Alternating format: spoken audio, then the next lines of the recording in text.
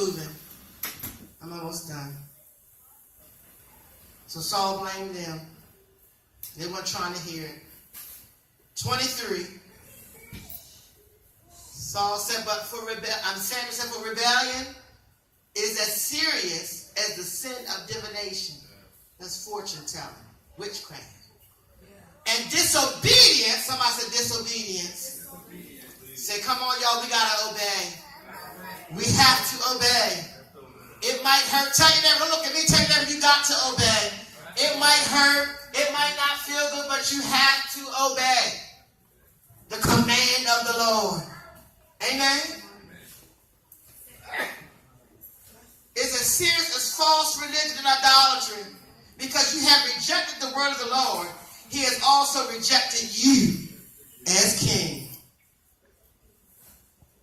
When we are disobedient, when we don't follow God's plan, we will not get our destiny, and he will reject us as king. Just because we're disobedient. No big sin, as y'all call it. Just for being disobedient, he will reject us as king. And he'll do it in us. He'll reject us as king. Amen?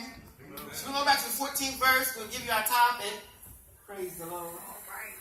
But Samuel said, what then is the bleating of the sheep in my ears and the lowing of the oxen which I hear?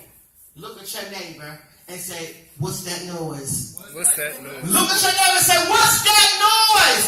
If God has told you to cut it out, kill him out, what is it that I'm hearing?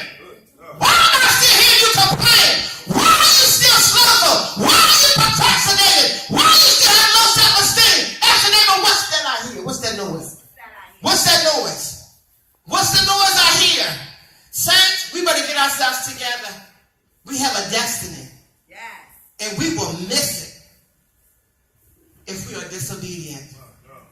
We will miss it if we make the wrong choices, y'all. I don't want to hear no noise. If you say God has done this thing and you understand now that you have a destiny and only you can do it, he made it for you. It's uniquely mixed up for you. Nobody else like you. I shouldn't hear no noise. Hallelujah.